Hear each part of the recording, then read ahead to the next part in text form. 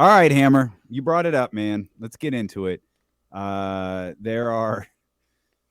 There's chatter like the trade deadline is 2 months away. The kickoff of the trade season, as we've dubbed this last year, is just a couple of days away, December 15th. And it appears that the Lakers of this year are in the Kings position of last year, where their entire fan base has their hopes up that some big deal is going to be struck at midnight on December 15th. But the Kings have been mentioned in various reports, along with virtually every other team in the league, involving the Toronto Raptors, a team that you brought up right before the commercial break. I'm not, and maybe you guys can hit me to this, I'm not sure why Toronto would want to blow it up right now instead of build, but Pascal Siakam's name is referenced once again. OG Anunoby's name is referenced once again. James, what do you make of all this? Yeah, I mean it's wild to see some of the names that are being mentioned that could potentially be on the market right now. I think the big three, what we're talking about, Kuzma, we're talking about OG Anunoby, and Siakam. and John Collins. Like these are the big three moving pieces right now that everyone's looking at. Collins bigger than Siakam? I would really like to quit John Collins. When is it officially not John Collins season? Yeah, but have you seen Siakam's name being mentioned? Well, I maybe I'm just looping him in with the Raptors. Yeah, I think sort of the word there with Toronto is that they could potentially look to move on from OG Anunoby because they want to go young and build the team around Scotty Barnes. But my goodness, Anunoby's like 24. He's 25. He's 25. He actually, and if you look at, that's the type of player the Kings are looking for. Once again, it's OG getting a discount at the movies, I guess. Jeez. Yeah, it's an undervalued contract. Yeah. So I mean, he's only making, I think it's 18 or 19 million bucks a year for this year and next, and then he's got a player option for the third year.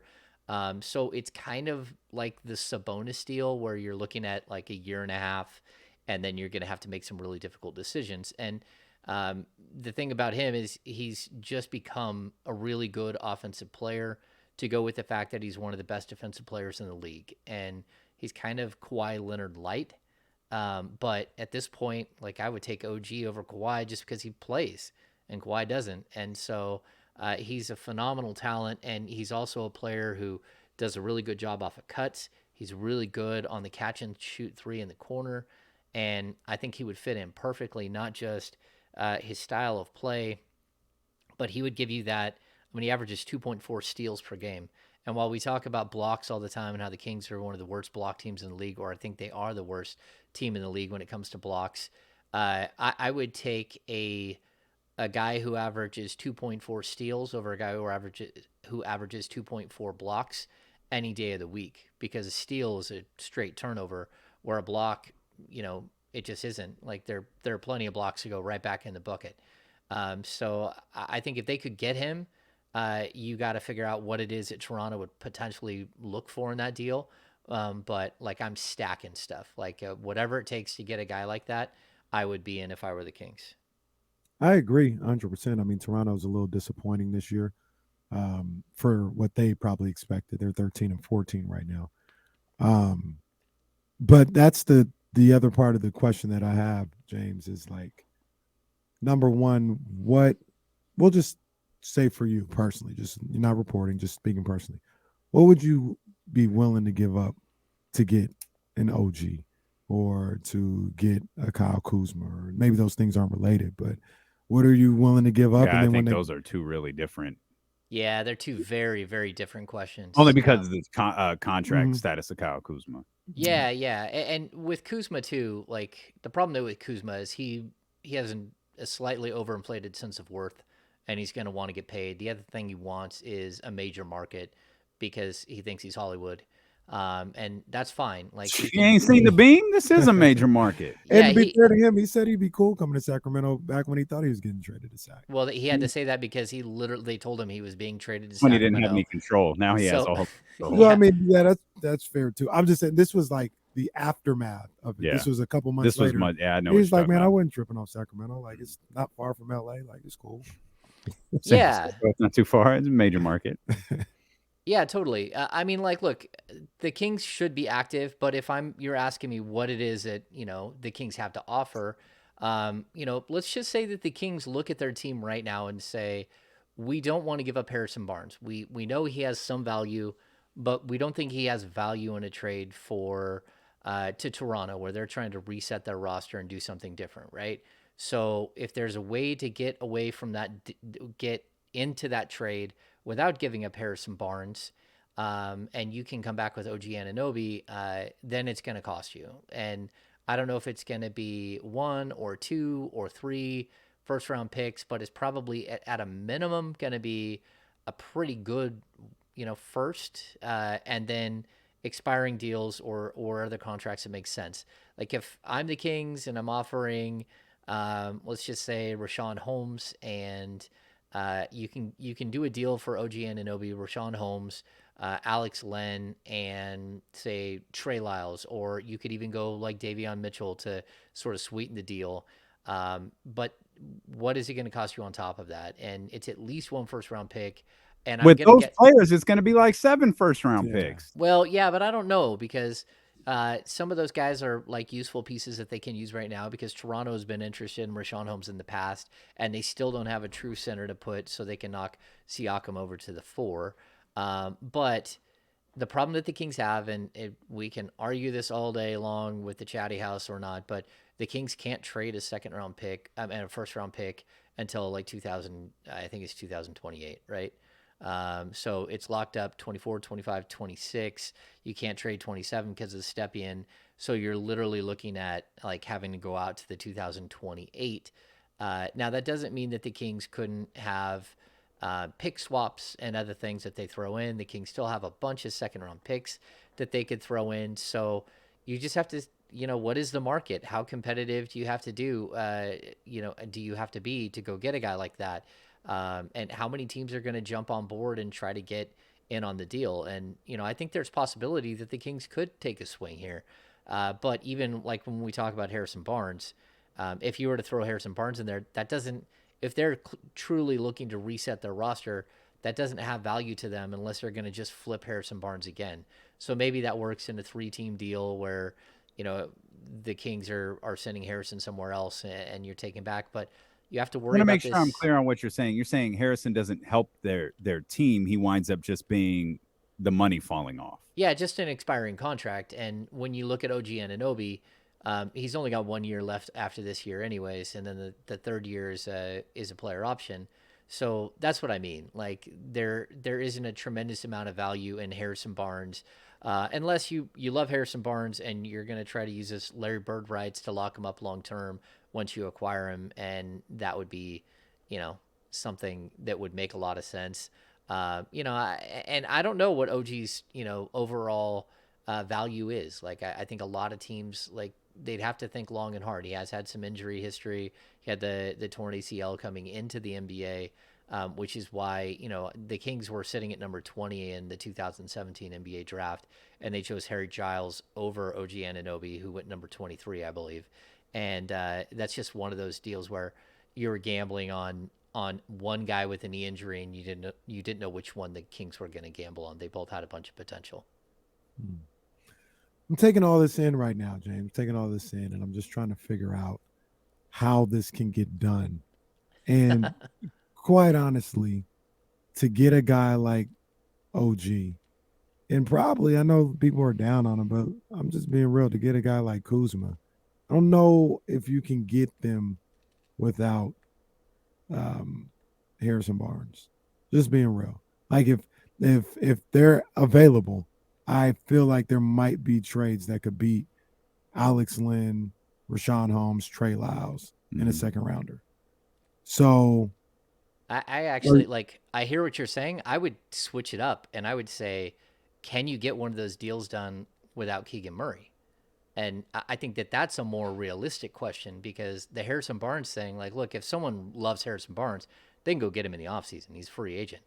And in this situation, if you're trading with a team that's giving up and trying to go backwards, then he doesn't have the same value unless, again, they're going to try to flip him again afterwards. But like, I get what you're saying, but the question becomes, do you do You the can't. Tyrese Halliburton? Do you do the can't. Tyrese Halliburton for No. Domantas Sabonis deal again? But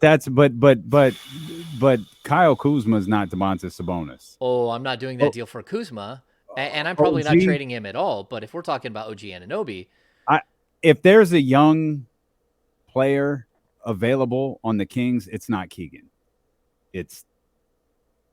Go ahead, say it's Davion.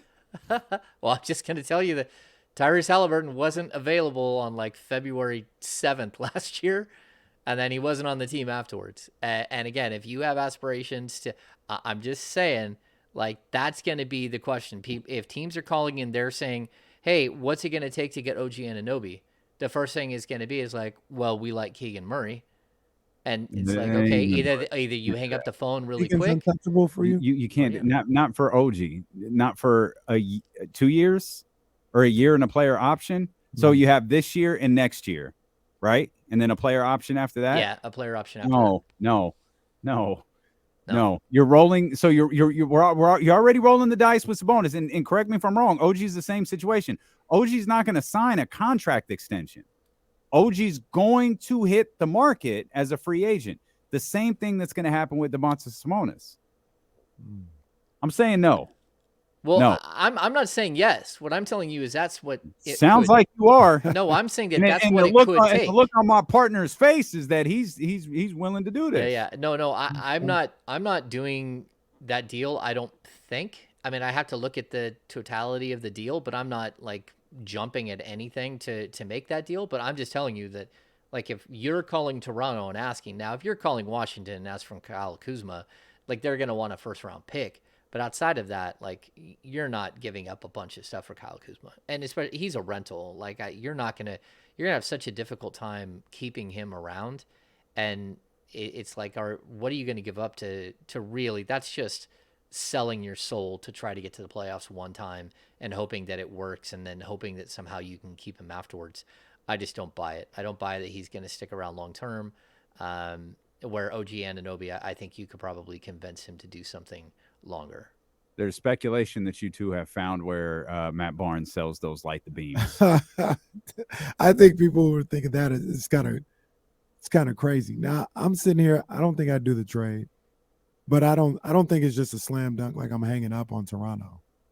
I'm not hanging up. If I've got them on the phone talking OG, I'm not hanging up. Right, but I'm not ending the conversation with trading Keegan Murray. I'm not saying that either. But I mean, there's a discussion to be had. Like if absolutely, we're going to talk you down off of this Keegan Murray thing. If Masai says, "Look, we can do this deal for Keegan," I'm getting off the phone and I'm talking to my people. I'm like, I'll call you back, and we'll have a conversation. Sure, I'll let him think it's possible for a few minutes. I'll hang up the phone and say, "Yo, you hear what this dude said to me?" You wouldn't. I'm playing devil's advocate right here, but you're adding 19.6 rebound and a defensive player of the year onto your roster. And we're just like, hell no. No, I'm no. For Keegan Murray, we're saying hell no to that for Keegan Murray. I'm just saying no. You're adding, if in all honesty, Keegan, there's no draft picks involved in. That's fair. Yeah, that's fair. I don't know. It probably would still cost you one. But they can't get Keegan and a first. You can have Trey Burks. Oh, damn. The rights to Trey Burks. You can have that. Go Blue. Yeah. I love Keegan Murray. I think there is ballast. There is value in having somebody that's under club control for 6 years at this point, making a certain amount of money. You want to see him grow, things of that nature. Those are all the reasons, and I think he's a good ball player. Those are all the reasons why I wouldn't do it. Or at least right now, I feel like I wouldn't do it. But like I said, you're bringing in 19 points a game, one of the best perimeter defenders in the game. And Tyrese was, because of De'Aaron, not because of Tyrese, but because of De'Aaron, Tyrese was expendable. Mm-hmm. Keegan is not. But the player you're getting back, you're sure you're not just accelerating what you're doing 3 years? I'm just playing devil's advocate because I don't know what the answer is, and I don't know that I would say yes. And I would have to, like, there'd be like some major soul searching, but But when That's it comes to coming up on the kingsbeat.com, why James Ham hates Keegan Murray. Yeah. I am not clickbaiting anyone with that story. But I'll tell you this, OG Anunoby, like if we compare him to what Ben Simmons is, or what Ben Simmons was when you were going to trade for Ben Simmons, I would make the argument that the fact that OG can score, the fact that they're equal on defense, he's not the passer, but you don't need that. I would tell you that he is a better fit for the Sacramento Kings than Ben Simmons. Without, I don't even think I would blink and say that. If I had to take one of those two players, especially now, if I had to take one of those two players, because one is owed $130 million still, but and he might stink. Yeah, but I certainly like OG Anunoby. Realistically, is a perfect fit player, and that. So I'm just telling you, like I'm not saying I would do it. But you know that would be where the Raptors start the conversation, and then you have to go from there. And I understand that part. I understand that completely. Yeah, and if you got him like without giving up Keegan Murray or Harrison Barnes, which is like really, really difficult, but like that requires a phone call to the Atlanta Hawks where you're maneuvering and trying to give up different picks. Like maybe you give up a 2025 and you see, that's the thing. Like you can't have Keegan in the pick.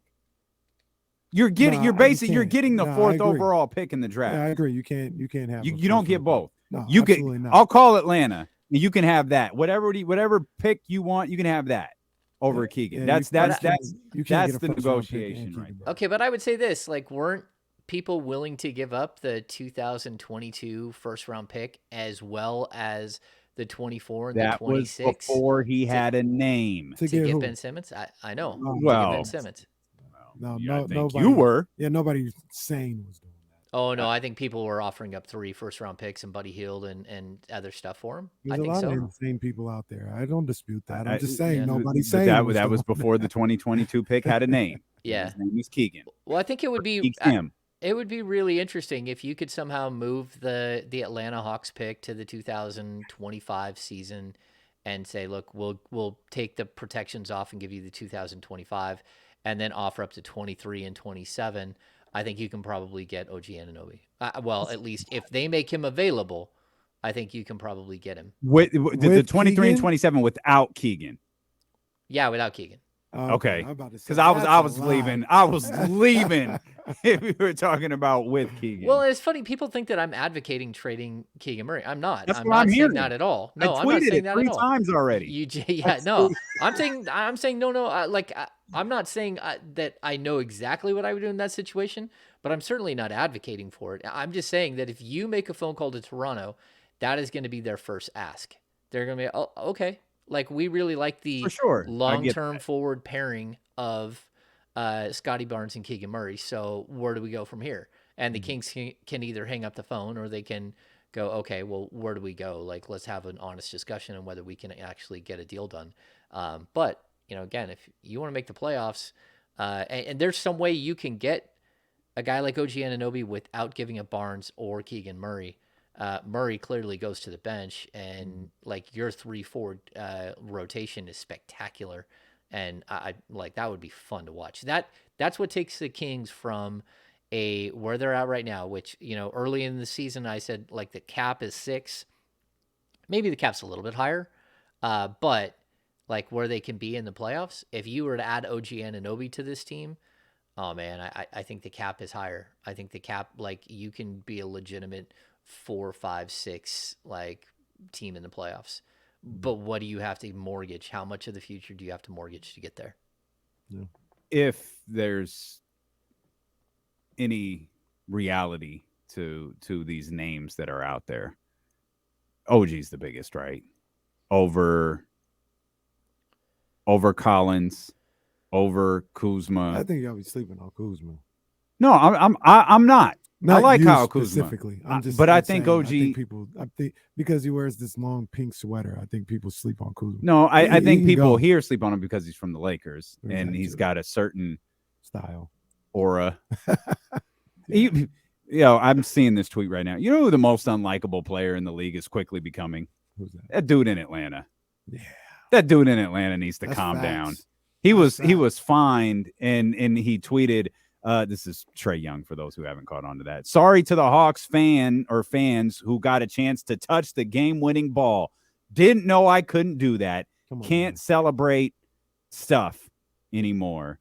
And there's just emojis all over the place. And this dude, he's quickly turning into that heel that he was at Madison Square Garden on WWE program. We're done. I can't believe how quickly this conversation went when we started threatening to trade Keegan Murray. It was just absolutely amazing. I even saw messages that I had to leave the radio to get here in the chat and see what was going on.